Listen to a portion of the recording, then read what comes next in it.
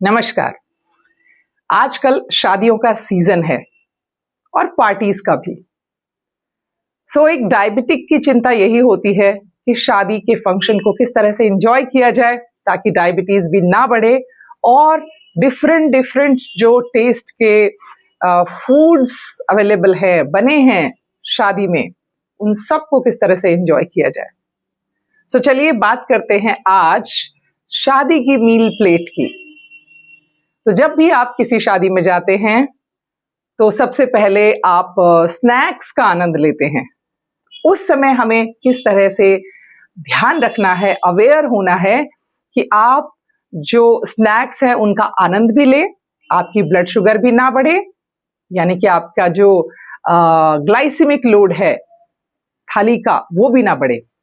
तो स्नैक्स के जो वेटर्स होते हैं वो कई बार आपके पास चक्कर लगाते हैं।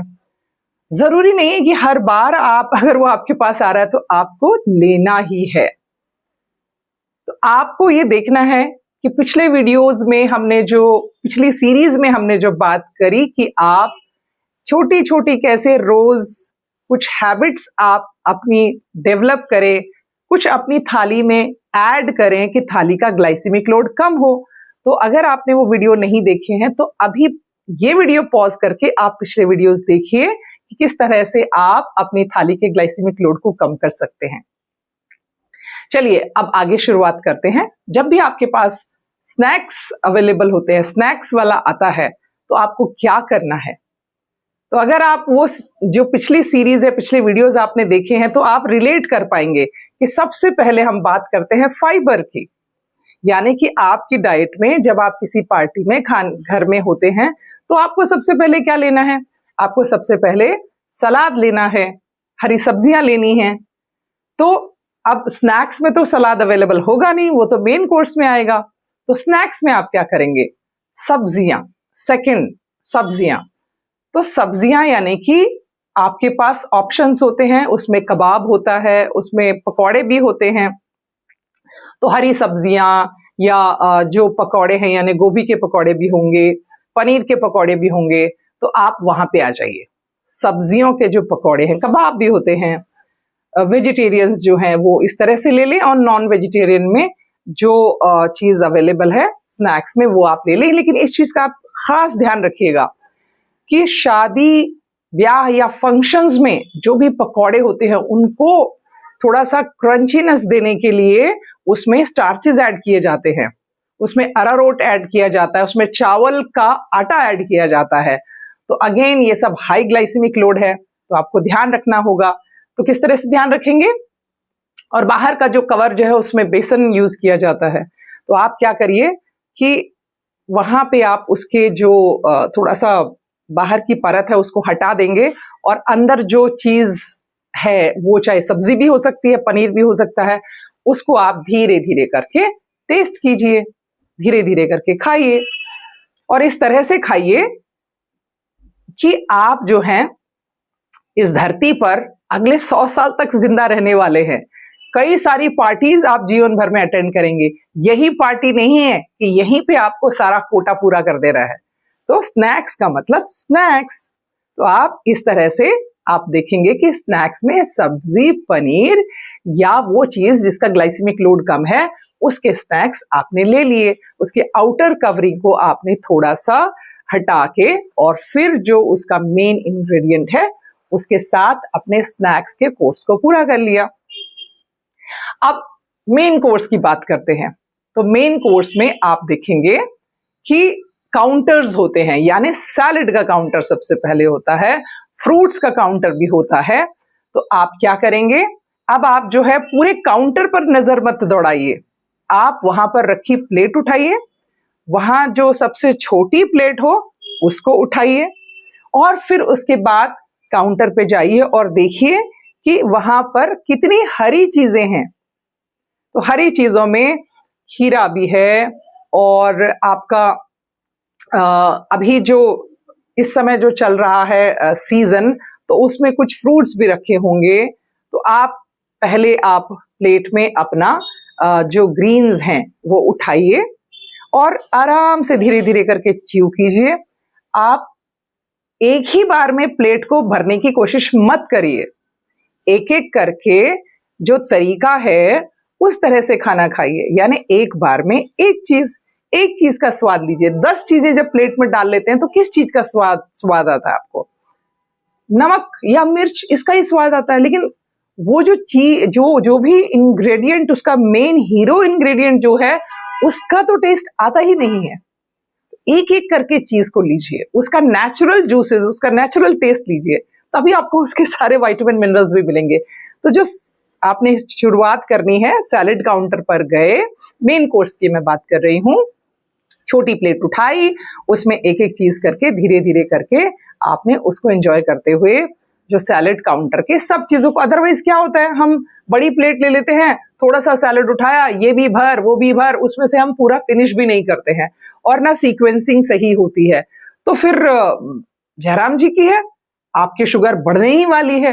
और आप थोड़ी सी समझदारी के साथ, डरने का नहीं है ना, ये है कि आपको खाना छोड़ना है कि कोई आप टेस्ट रह जाए, ये भी नहीं करना है। हमेशा राइट प्रोसेस आपको राइट रिजल्ट देता है।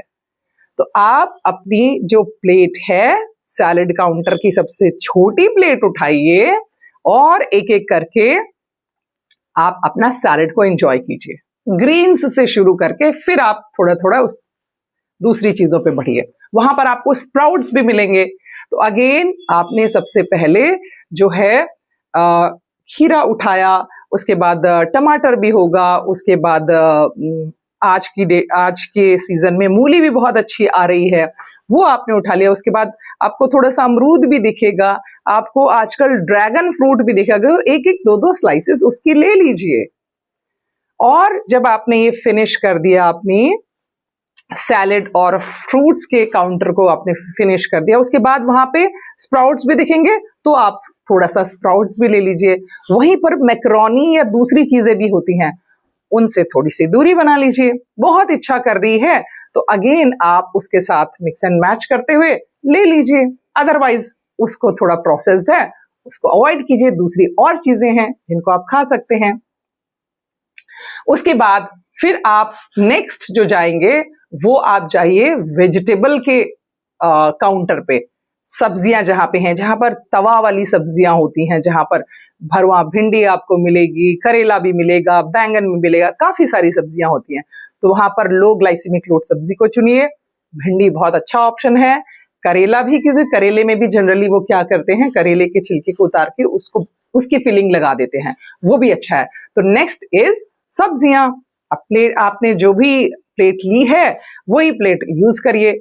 बड़ी प्लेट यूज करनी, उसका वेट भी ज्यादा होता है और एक साथ कई चीजें आप डाल देते हो तो सीक्वेंसिंग नहीं बन पाती है। तो छोटी प्लेट ही सबसे बेहतर होती है, उठाने में भी हल्की और एक बार में एक चीज। तो आप जो है आप हर फूड के साथ, जो भी आप खाते हैं उसके साथ आप न्याय कर पाते हैं। उसका आनंद, न्याय करने का मतलब कि आप अच्छे से उसको चबाते भी हैं, अच्छे से उसका जूसेस भी बॉडी को मिलते हैं, फाइबर भी बॉडी को मिलता है, दांतों की भी एक्सरसाइज हो जाती है। तो हर एक फूड के साथ आपको न्याय करना है, अच्छे से चबाना है, अच्छे से टेस्ट लेना है। तो आपने सब्जियां ले ली और धीरे धीरे करके सब्जी को फिनिश किया। अब बारी आती है प्रोटीन्स की। तो प्रोटीन में क्या है कि हर कोई, जो भी ज्यादातर फंक्शन होते हैं वेजिटेरियंस के लिए, तो पनीर अवेलेबल होता ही होता है। नॉन वेजिटेरियंस के लिए भी काफी सारी चीजें होती हैं। तो सब जो अपने अपने फूड प्रेफरेंसेस के हिसाब से आप अपने लिए प्रोटीन ले लें। अब एक और बात आपको ध्यान रखना है कि शादी ब्याह में ज्यादातर जब पनीर बनता है, तो जैसे मैंने कहा कि हर चीज में स्टार्चेस डलते हैं ताकि उसका जो क्रंचीनेस है वो बनी रहे, थिकनेस वो बनी रहे। तो जो पनीर की ग्रेवी होती है उसमें आपका स्टार्चेस भी डलते हैं और मीठे के लिए वो शुगर भी डाल देते हैं, यानी चीनी वगैरह भी ऐड करते हैं। तो आपको थोड़ा ग्रेवी से बचना है और जो पनीर के पीसेस हैं वो लीजिए, या चिकन में भी थिकनेस के लिए ग्रेवी डाली जाती है, तो आप उसी हिसाब से ग्रेवी अवॉइड कीजिए। तो आपने पनीर ले लिया, उसको खा लिया, क्योंकि आप जिस सीक्वेंस से खा रहे हैं तो पहले फाइबर ने आपके पेट में लेयर लगा दी है ताकि ग्लूकोज धीरे धीरे रिलीज हो, फुलनेस भी आने लग गई है, तो अब धीरे धीरे करके आप जिस नेक्स्ट सीरीज में जो प्लेट लेंगे या जो फूड लेंगे, तो उसकी क्वांटिटी अब धीरे धीरे करके कम होती रहेगी। अगर क्वांटिटी कम हो रही है तो धीरे धीरे करके उसका ग्लाइसेमिक लोड भी कम हो रहा है। तो ये सीक्वेंसिंग ऐसी है कि ज्यादा आपने जब फाइबर से शुरुआत कर ली तो समझिए कि आपने अपने जो मील प्लेट है उसकी सही शुरुआत कर दी है। आपकी डायबिटीज या आपका ब्लड शुगर अब बढ़ेगा नहीं, क्योंकि सही तरीका, साइंटिफिक तरीका आप फॉलो कर रहे हैं। तो फिर आपने पनीर खाया या जिन्होंने नॉनवेज खाना है वो खाया, उसके बाद फिर बारी आती है कि अब आप नेक्स्ट जो है वो कार्बोहाइड्रेट क्या लें। अगर आपका मन कर रहा है रोटी खाने का या दूसरी चीज खाने का, तो वहां पर नान, कई सारे जो है रोटियों में वैरायटी होती है, आजकल तवा रोटी भी मिलती है। कोशिश कीजिए कि आप एक तवा रोटी ले लें और फिर आप जाइए कि वहां पर आपको जो है दाल मखनी भी मिलेगी और दूसरी सब्जियां भी मिलेंगी, छोले भी मिलेंगे, कई सारी चीजें मिलेंगी। तो जो आपको पसंद हो उसमें से आप एक एक जो वहां पर सर्विंग स्पून होता है तो वो एक एक छोटी छोटी छोटी बोल ले ले।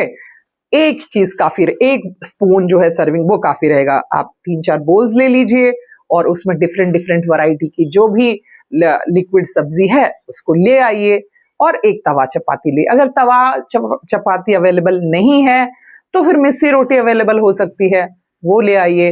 बट नान से आप थोड़ा सा दूर रहिए। और कोई ऑप्शन अगर नहीं है, नान ही खाना है, तो ले लीजिए नान पे थोड़ा सा घी ज्यादा लगा लीजिए, आधा नान ले लीजिए। और उसके बाद कोशिश कीजिए कि जो आप सब्जियां लाए हैं लिक्विड वाली, थर्ड अपनी जो राउंड आपने लगाया है वो आपने लिया और उसके साथ आपने खा लिया। अब नेक्स्ट, यानी कि आपका धीरे धीरे अब जो बॉडी जो है वो धीरे धीरे संतुष्ट भी होती जा रही है, पेट भरता भी जा रहा है। तो अब उस तरह की रिक्वायरमेंट नहीं है कि आप ज्यादा खाएं। अब धीरे धीरे करके अब बारी आती है जो वहां पर स्वीट्स है, वहां पर जिनका स्वीट टूथ है, तो आप देखिए कि क्या क्या चीजें स्वीट्स में अवेलेबल हैं। तो आजकल जो है सर्दियां हैं तो गुलाब जामुन भी हैं, रबड़ी भी है। आइसक्रीम के बिना कोई जो स्वीट्स का काउंटर होता है वो कंप्लीट होता ही नहीं है। अगेन सब वहां पे जो छोटे छोटे बोल्स, छोटी छोटी कटोरियां रखी होती है वो उठा लीजिए और जो सर्विंग स्पून है उसका 1/4 ले लीजिए। अगर रसगुल्ला है तो उसको जो है अगर आपने एक वहां से एक उठाना ही पड़ रहा है तो एक उठा लिया है, लेकिन खाइए पूरा मत। उसका जो लिक्विड साथ में वो आती है चाशनी, उसको हटा दीजिए। थोड़ा सा जो खोया बेस्ड या मावा बेस्ड है उसको ले लीजिए, आप उस आइटम को ले लीजिए। जो मैदा बेस्ड है उसको थोड़ा अवॉइड करेंगे। तो वहां पर आपने थोड़ा सा लिया, चम्मच से थोड़ा सा टेस्ट किया यानी, और उसको धीरे अच्छे से, जो स्वीट्स को खाने का तरीका है उसको है कि आपने अपने मुंह में रखा, उसको घोला और उसको एंजॉय कीजिए। सारे जो टेस्ट बर्ड्स है उसको पूरे मुंह में घुमाइए अच्छे से, और थैंक्स देते हुए कि आप जो है मीठा खा पा रहे हैं, मीठे का आनंद ले पा रहे हैं। आप एक रसगुल्ला खाएं या 100 रसगुल्ले खाएं, टेस्ट सबका एक ही है। ऐसा नहीं होने वाला है कि दूसरे रसगुल्ले का टेस्ट कुछ और होने वाला है, तीसरे का कुछ और होने वाला है। जो एक बाइट का टेस्ट है वही 10वीं बाइट का टेस्ट है, वही 100वीं बाइट का टेस्ट है। तो अगर आप टेस्ट के लिए खाना है तो एक बाइट काफी है ना, किसी भी चीज की एक बाइट। आपने आइसक्रीम ली तो एक स्पून आपने ले लिया, वही स्वीटनेस उसकी है, वही आप, कहने का मतलब है कि हम मीठा जो है वो सिर्फ टेस्ट के लिए खाते हैं, पेट भरने के लिए नहीं खाते हैं। तो टेस्ट वाली चीज को टेस्ट करने के लिए खाइए।